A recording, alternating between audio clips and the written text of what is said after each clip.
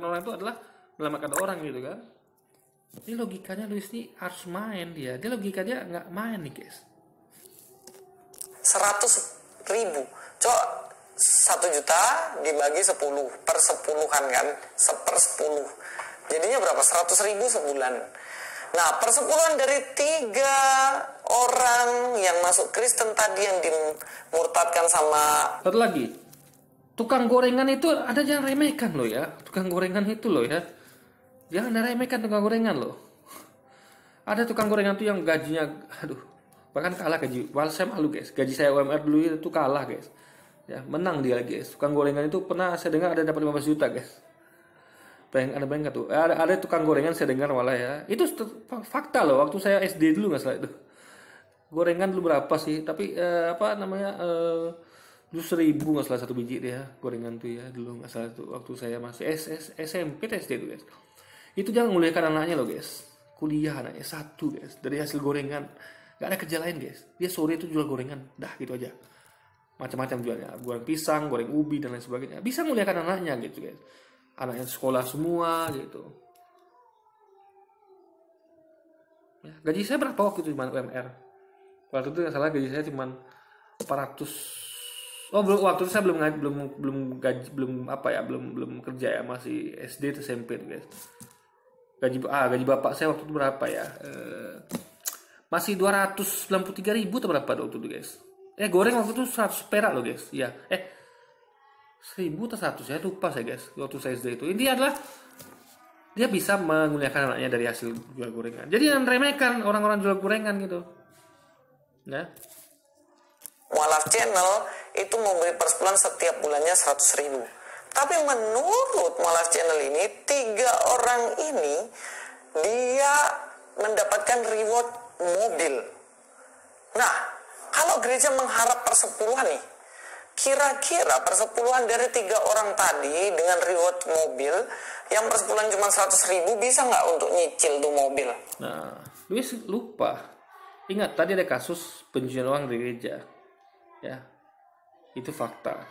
Lalu juga pakai logika lainnya, bahwa kan tadi saya sampaikan gitu, mereka ini mau melakukan apa saja guys. Jangan lagi untuk memutarkan orang ya, untuk melayani aja tempat terpencil. Mereka rela jual kalung. Paham nggak? Jadi logikanya kemana Luis? Ini Luis ini pakai logika hitungan seperti tadi gitu. Kalau gitu, kalau Anda pakai logika Anda pakai hitungan itu, Anda pakai juga hitungan Anda gitu. Anda kan mau ke melayani ke kampung ini, melayani loh di bawah pemurtatan ya, di bawah kristenisasi. Lalu uang nggak ada, ya Anda pakai dong cara ini juga. Ngapain nggak ada uang, rugi malah. Jadi bukan menengok rugi untung dalam segi hal itu guys. Ingat, jemaat itu bukan hanya tukang goreng aja ya, banyak di situ. Apa semuanya gajinya kecil? Apa semua gaji UMR? Karena juga ada yang orang-orang kaya gitu ya. Jadi nggak semua gereja itu jemaatnya tuh gaji UMR di bawah UMR. Enggak, ada gereja-gereja tertentu yang jemaatnya orang kaya guys. Apalagi jemaat yang ada gereja yang dekat sama komplek-komplek orang-orang kaya gitu kan.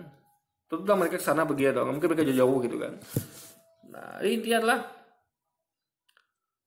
itu ada peluang itu terjadi gitu. Jadi Luis tuh mana sekarang? Luis ini terlalu sempit pikirannya guys. Ya, terlalu seperti katakan terpuruk. Bisa nggak?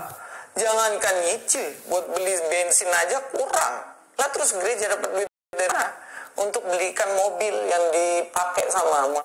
Ya jemaatnya kan bukan tukang goreng itu. Itu saya sampaikan berkali-kali kan. Bukan hanya tukang goreng itu guys.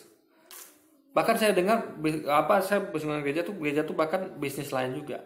Bisnis sekolah musik, bisnis apa lagi guys? Bisnis dekor pernikahan gitu. Dan lain sebagainya gitu. Ada anak-anak bisnis gereja gitu.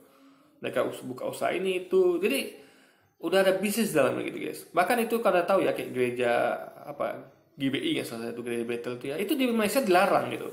Di Malaysia saya baca berita dilarang karena itu dilarang karena gerejanya jadi bisnis gitu, bukan lagi murni menjadi pelayanan tapi udah masuk bisnis gereja Bethel ini. Dan itu terbukti. Ini saya temukan gereja Bethel ini dia ada bisnis sekolah musik gitu, ada bisnis itu gitu. Memang sih nggak salah menurut saya. Berarti gini, orang boleh aja gitu, karena itu halal gitu bisnis itu. Tapi kurang kalau mereka ngomong tanpa bayaran, maka itu sebenarnya kurang etis gitu. Kalau ngomong tanpa bayaran, tapi nggak sah-sah saja gitu menurut saya gitu, nggak masalah.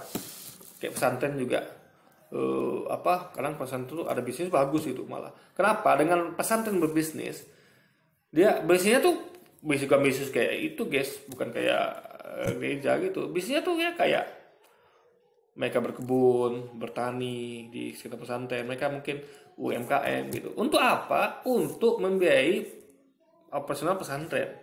Kan pesantren itu berapa guys muridnya? Coba namakan ya, pesantren itu muridnya berapa banyak? Ya, semuanya ditanggung sama pesantren kan, makan apa semuanya gitu. Jadi kalau bisa pesantren ini mandiri, kan bisa menggratiskan uang anaknya pendidikan di pesantren kan, gitu guys. Itu satu kebaikan gitu. Cuman ya sekali lagi harus diaudit. Itu poinnya guys. Maaf channel. Ya jelas gak ada gitu. Makanya cerita itu butuh orang yang meletakkan isi kepalanya di kulkas. Begitu. Itulah Anda. Anda tidak baca berita sehingga Anda yang sebenarnya meletakkan kepalanya di kulkas gitu. Kalau kita yang baca berita, yang tiap hari kita baca berita, saya tiap hari baca koran guys. Saya baca berita, saya hobi baca berita. Makanya informasi yang saya dapat banyak gitu. Ada juga yang saya nggak punya informasinya, tapi orang yang baca berita minimal dia tahu informasi gitu, nggak kayak Louis ini yang seperti orang seperti kata dalam tempurung gitu. Jadi sebenarnya dia yang layak meletakkan isi kepala di kulkas guys. Karena itu jelas nggak masuk akal. Nggak semua gereja itu persepuluhannya gede, Bang Erik. Ya masuk akal nggak tadi itu yang dikatakan dia ke kampung itu pelayanan itu jual kalung. Logika mengatakan itu tidak masuk akal, rugi soalnya kan, tapi terjadi gitu. Ini Louis ini nggak ngerti deh. Demi pelayanan, apalagi untuk orang ya apapun bisa terjadi gitu. Diajar rela jual kalung gitu kan. Masa berarti saya sudah pernah buka membuktikan terlihat dari kayak Cutari itulah gitu. Gimana dia pindahnya. Saya sering temukan gimana cara murtad orang ini pasti ada masalah dulu. Masalah keluarga, masalah ekonomi gitu. Sehingga gampang untuk disogok, gampang untuk dilobi gitu. Sehingga masuk ke Kristen. Namanya orang lagi galau gitu kan, lagi susah gitu. Gitu loh guys. Enggak. Ya kalau penghasilanmu 2 juta persepuluhannya 200.000 doang. Itu juga untuk hidup sebulan nggak cukup gitu loh Mas Erik. Nah yang miris lagi tuh demi menunjukkan kehebatan mungkin di agamamu Mas Erik. Kamu menunjukkan bahwa kamu memurtadkan istri dan anakmu. Nah istri dan anakmu itu jadi Kristen dan rewardnya diambil sama pendetamu. Nah ini lebih lucu lagi. Misalnya beli mobil bekas lah 100 juta, rewardnya dikasih pendetanya. Gereja itu beli mobil 100 juta untuk dikasih pendetanya karena Erik Mualaf bisa menjadikan istri dan anaknya Kristen.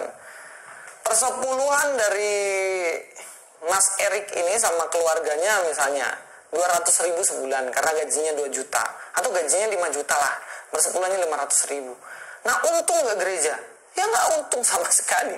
500.000 bisa. Untung nggak Louis tadi melayani orang di kampung itu? Kan nggak secara finansial, tapi untung guys. Secara apa? Secara menyelamatkan orang. Jadi keuntungan itu bukan hanya berupa materi ya, Louis ya. Ya Louis ya, dengarkan saya ya. Keuntungan itu bukan hanya sebuah materi loh. Anda tahu nggak? Ya, Anda pernah nonton nggak film? Ya, ini film itu berdasarkan kisah nyata guys, sejarah. Ya, misionaris dikirim ke Jepang itu. Ya, Anda bayangkan, mereka bahkan di situ dibunuh di Jepang itu coba. Itu kisah nyata di film kan dia sejarah gitu. Nah, misionaris ini rela mengorbankan apapun itu. Mereka masuk sampai ke pedalaman Papua gitu. Coba. Kalau mereka dapat dana, ya alhamdulillah mereka pakai dana dari Katolik pusat gitu kan. Ya kan? Kalau nggak ada dana ya mereka tetap kayak Louis ini kan jual kalung. Apakah mereka dapatkan keuntungan finansial? Belum tentu. Mereka mendapatkan keuntungan yang lain, yaitu menyelamatkan jiwa yang hilang. Paham ya? Jadi Louis ini nggak ngerti. Ada keuntungan selain keuntungan finansial gitu. Kayak saya misalnya. saya berdakwah nih. Ya rugi, ada saya rugi guys, jujur saya rugi. Kenapa? Secara finansial, saya harus beli kuota, ya kan? Saya rugi waktu, rugi kuota, rugi uang juga gitu. Apa yang saya dapat? Nol dari YouTube, nol guys. Tapi nggak masalah bagi saya. Saya mendapatkan keuntungan di sisi lain. Apa itu? Pahala dari Allah, ya, reward dari Allah. Dakwah guys, menyampaikan kebaikan, kebenaran. Itu ada keuntungan lain. Saya nggak dapatkan keuntungan berupa materi, tapi saya dapatkan keuntungan berupa pahala, berupa kebaikan. Rahmat Allah saya dapat, insya Allah guys.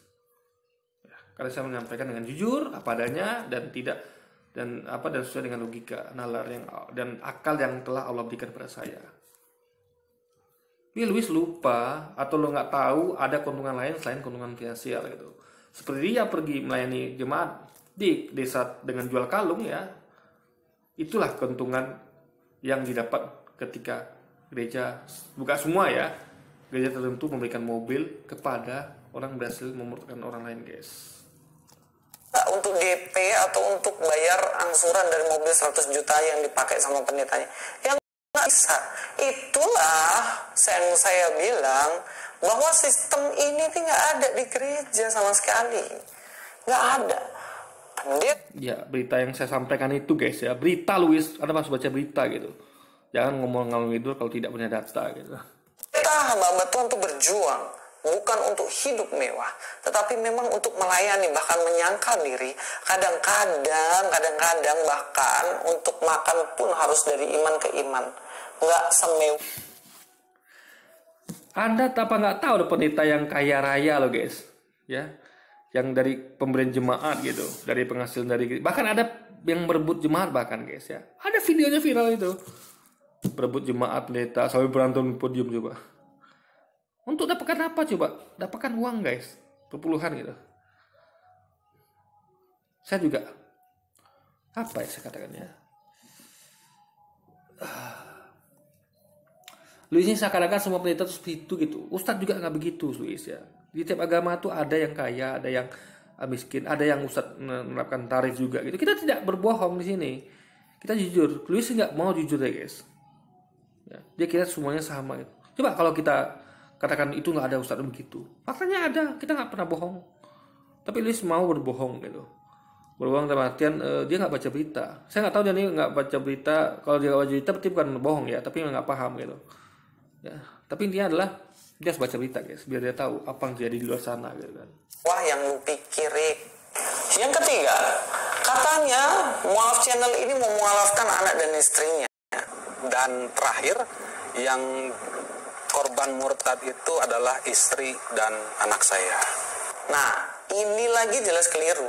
Nah, setelah istri saya dibaptis, lalu beberapa bulan kemudian kami memutuskan untuk melanjutkan ke jenjang yang lebih serius.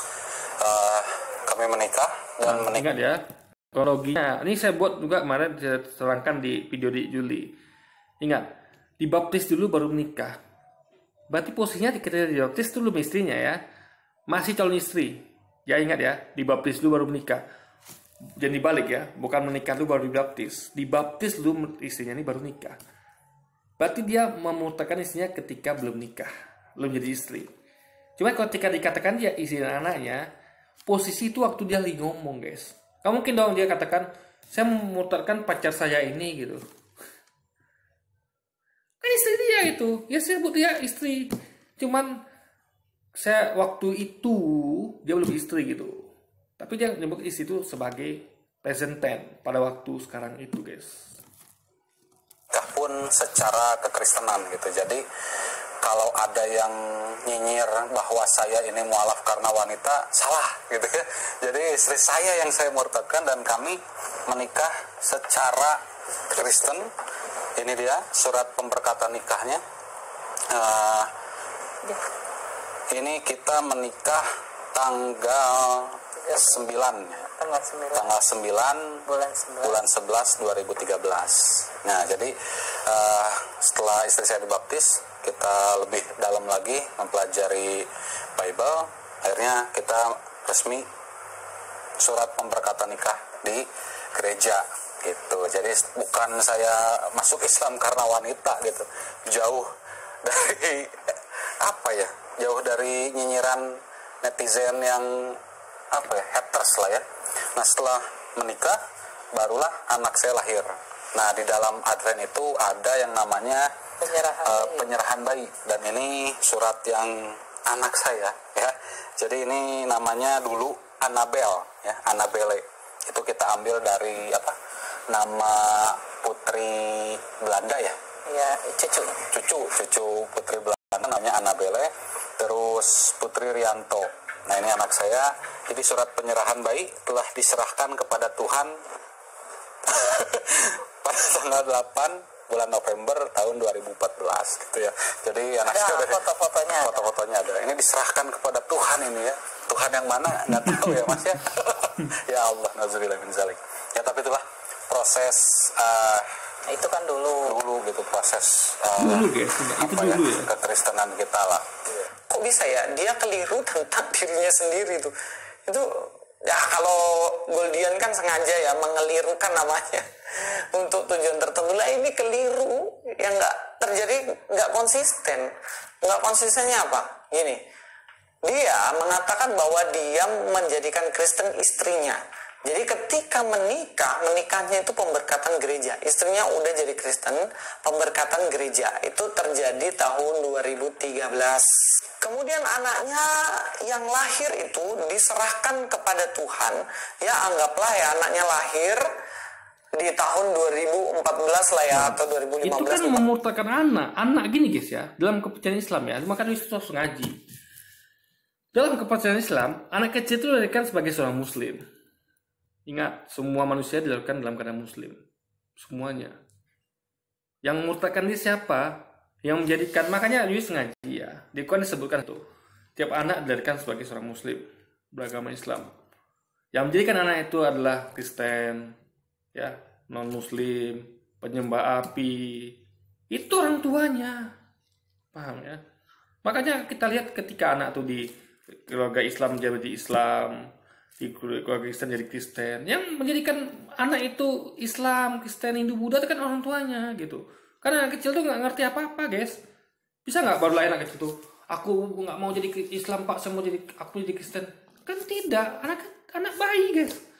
Makanya betul logika Islam ini. Quran betul logika Islam. Quran guys mengatakan awal anak tuh lahir sebagai seorang Muslim. Yang menjadikan anak itu adalah Islam, Kristen, Majusi, segala macam itu adalah orang tuanya. Ketika anaknya dibaptis, ya itu bapaknya menjadikan anaknya Kristen, memurtakan anaknya yang awalnya Muslim dalam kepercayaan Islam guys. Gitu. Ini Luisnya dia harus ngaji. Ini karena Luisnya nggak ngaji, ya makanya nggak paham guys. 15 lahir kemudian diserahkan pada Tuhan. Nah dia kan lahir sejak dari lahir lahir langsung Kristen kan, pasti kan. Nah terus kapan Bukan, dia lahir belum Kristen. Ingat, bayi itu lahir belum Kristen guys. Ingat, ya bayi lahir belum Kristen. Ya, Kristen setelah dibaptis. Coba, apa bayi itu lahir keluar langsung Kristen? Kalau bayi keluar langsung Kristen, nggak perlu baptis. Paham ya? Faktanya bayi baru lahir itu nggak punya agama. Itu ya, ngerti Anda? Ya, bayi baru lahir yang punya agama. Dalam Islam pun ya, meskipun jadi dikatakan sebagai seorang Muslim, naturalnya, tapi tetap dia secara syahadat belum. Ingat, bayi bisa nggak ucapkan syahadat? Asyhadu alla ilaha illallah wa asyhadu anna muhammadan rasulullah. Tidak bisa. Bahkan dalam hati pun dia belum bisa gitu guys. Tapi fitrahnya dalam Islam itu bayi itu terlahir Muslim. Ya, terlahir Muslim. Jadi si bro kita tadi itu ngomong dalam akidah Islam. Setiap bayi itu terlahir Muslim, anaknya terlahir sebagai seorang Muslim, ya, meskipun di keluarga Kristen, lalu dia baptis anaknya, sehingga anaknya dari Islam ke Kristen murtad. Makanya Luis ngaji biar tahu, kalau tiap bayi itu terlahir sebagai seorang Muslim.